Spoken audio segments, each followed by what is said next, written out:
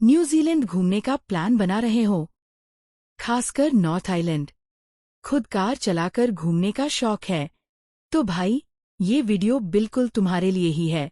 आज हम एक शानदार रोड ट्रिप शुरू कर रहे हैं। ऑकलैंड एयरपोर्ट से निकलकर वाइटोमो, रोटोरुआ, हैमिल्टन, कैथेड्रल कोव, विटियांगा होते हुए वापस ऑकलैंड। तो अभी हम न्यूजीलैंड में हैं और हमने ये गाड़ी पूरे एक हफ्ते के लिए ली है। ये एक बढ़िया एसयूवी है, हाइब्रिड है, माइलेज भी गजब का देती है। और सबसे मजे की बात सुनो, हमें बिल्कुल नई गाड़ी मिली, सिर्फ 300 किलोमीटर चली हुई। इसी गाड़ी से हम पूरे एक हफ्ते न्यूजीलैंड में घूमने वाले हैं। हम दोनों के लिए तो ये बहुत ही आरामदायक है। सच कहूं तो ये बड़ी गाड़ी हमारे लिए जरूरत से भी ज्यादा है।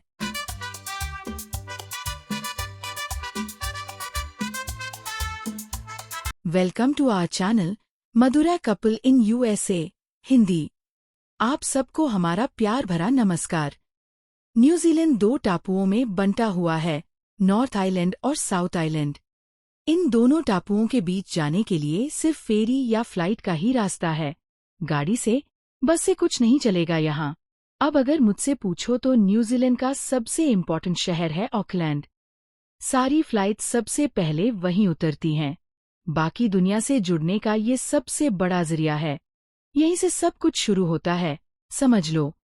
जैसे इंडिया में सारी फ्लाइट्स बॉम्बे से कनेक्ट होती हैं, बिल्कुल वैसे ही यहाँ ऑकलैंड एक मेन हब सिटी माना जाता है। हम फ्लाइट से ऑकलैंड पहुंचे। वहां पहुंचते ही सबसे पहले हमने एक रेंटल कार ली। पूरे न्यूजीलैंड घूमने के लिए गाड़ी होना बहुत ही सुविधाजनक साबित हुआ। इसी की वजह से हम हर जगह घूम पाए। अब रहने की बात करें तो अगर एयरपोर्ट के पास रुकना चाहते हो तो वहां नोवोटेल, इबिस जैसे बढ़िया होटल्स मिल जाएंगे। काफी आरामदायक ऑप्शन है। या फिर अगर सिटी सेंटर में रुकना पसंद है तो ऑकलैंड स्काई सिटी के पास भी रुक सकते हो। दोनों ही ऑप्शन अच्छे हैं, जो तुम्हें सूट करे वो चुन लो। हमने एयरपोर्ट के पास रामाडा सूट्स में रुकना तय किया और वो सच में बहुत ही आरामदायक था। उस होटल के बिल्कुल बगल में ढेर सारे इंडियन रेस्टोरेंट भी थे, तो खाने पीने की कोई टेंशन ही नहीं रही। खूब मजे से खाया पिया। ऑकलैंड स्काई टावर, ये न्यूजीलैंड की सबसे ऊंची बिल्डिंग है। जिस भी एंगल से देखो अलग ही निखर के दिखती है, बड़ी शानदार लगती है। सच कहूं तो ऑकलैंड घूमकर ये टावर न देखा तो कुछ नहीं देखा। ये यहाँ के सबसे बड़े टूरिस्ट अट्रैक्शंस में से एक है, देखना बनता ही है। चलो ऊपर तक चलते हैं। लगता है हम 2nd या 3rd लेवल तक जा रहे हैं। बीच में एक गोल प्लेटफॉर्म है, यहाँ से दिख रहा है ना? वहीं रुककर देखते हैं, फिर उसके ऊपर वाले लेवल पर जाएंगे। बीचों बीच एक और छोटा सा गोल हिस्सा भी है, वहां भी जाएंगे। उसके भी ऊपर बस लगता है वो सिर्फ ऊंचाई के लिए ही लगाया गया है, एंटेना जैसा दिखता है ऊपर से। असल में इसी वजह से इसका नाम स्काई टावर पड़ा। ऊंचाई की बात करें तो ये करीब 1076 फीट है। जब सीधा ऊपर देखो तो बस शान से खड़ा दिखता है। देखने में सच में बहुत सुंदर लगता है। ऊपर एक बढ़िया रेस्टोरेंट भी है। और सुनो, सबसे मजेदार बात, वहां से लोग स्काई डाइविंग भी करते हैं। ये जगह वाकई लोगों को बहुत पसंद आती है, सबका फेवरेट स्पॉट है। न्यूजीलैंड में एक ऐसी चीज है जो दुनिया में कहीं और देखने को नहीं मिलेगी। बताओ तो सही, क्या है वो? जरा सोचो। बहुत लोगों को शायद पहले से पता भी होगा। जिन्होंने इसे खुद अपनी आंखों से देखा और महसूस किया है, वही समझ सकते हैं कि ये कितनी खास चीज है। तो बताऊं क्या है?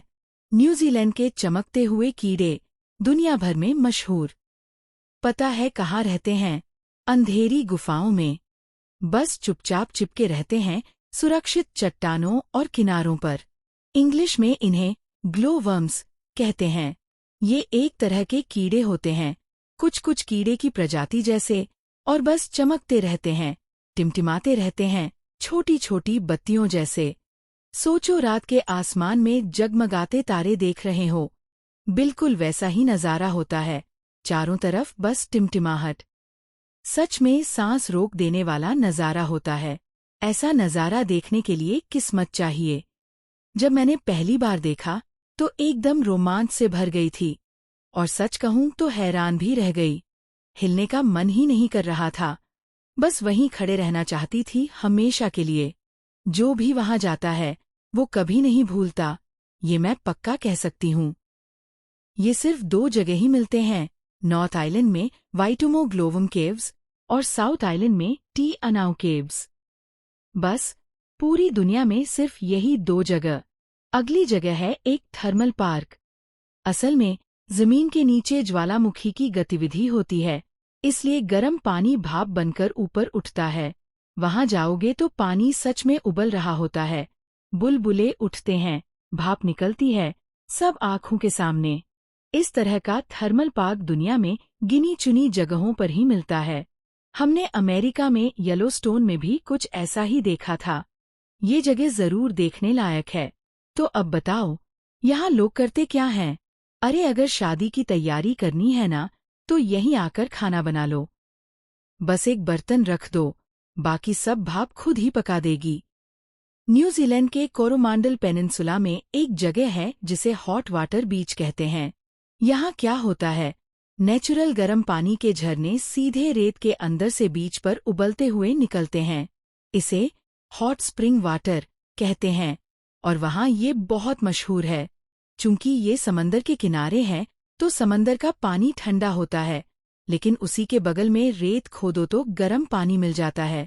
बिल्कुल अलग अलग एक्सपीरियंस, वो भी एकदम बगल बगल में। ये जगह जरूर घूमने लायक है, चलते रहो आगे। अरे बाप रे, बहुत गरम है, बहुत गरम है। संभल के, जरा रुक तो सही। मुझसे खड़ा नहीं हुआ जा रहा, गिर जाऊंगी। तुम लोग आगे जाओ, मैं यहीं रुकती हूँ। अरे चलो ना, बस थोड़ा और आगे। तुम रुको, मैं संभाल लेती हूँ। न्यूजीलैंड में कैथेड्रल कोव बीच भी है, ये भी कोरोमांडल पेनिनसुला में ही है। ये जगह दुनिया भर में मशहूर है। यहाँ एक प्राकृतिक चूना पत्थर का मेहराब, आर्च, और बीच पर एकदम सफ़ेद चमकती हुई रेत है, बस देखते ही बनता है। इसके अलावा ज्वालामुखी से बने पहाड़ हैं, मेहराब हैं, चट्टानें हैं, और बोट टूर पर तुम्हें इन सब के बीचों बीच से लेकर जाते हैं। सीधे सामने देखते हुए इन सब के बीच से गुजरना सच में कमाल का एक्सपीरियंस होता है। और बस इतना ही नहीं, बोट पर बैठे बैठे तुम्हें डॉल्फिन तैरती हुई एकदम पास से लाइव दिख जाती हैं। गजब का नज़ारा होता है, वो बिल्कुल बगल में तैरती हैं, जैसे कैमरे के लिए पोज ही दे रही हों। हर चीज़ बस बेमिसाल थी। तो फिलहाल इतना ही था न्यूजीलैंड का हमारा ओवल नज़ारा। हम अलग अलग वीडियोस बनाएंगे हर जगह की पूरी डिटेल के साथ। रूट कैसे प्लान करें, कहाँ रुकें, फ्लाइट कैसे बुक करें, सारी लॉजिस्टिक्स, सब कुछ अच्छे से कवर करेंगे ताकि तुम्हें पूरा प्लान समझ आ जाए। और हर जगह की खासियत और खूबसूरती को भी अलग अलग वीडियो में गहराई से दिखाएंगे। सच कहूँ तो ये सब देखकर एहसास होता है, ये सच में प्रकृति माँ का दिया हुआ एक तोहफा है। हमें सच में शुक्रगुजार होना चाहिए कि प्रकृति ने हमें इतना कुछ दिया है। चलो, इसी तरह हर वीडियो में इस प्राकृतिक खूबसूरती और इन खास जगहों की सराहना करते रहें। कमेंट में बताएं कि आपको ये वीडियो कैसा लगा। उम्मीद है आपको बहुत पसंद आया होगा। अगर पसंद आया हो तो लाइक ज़रूर करना और चैनल को सब्सक्राइब कर लेना। मिलते हैं अगली वीडियो में। शुक्रिया, नमस्कार।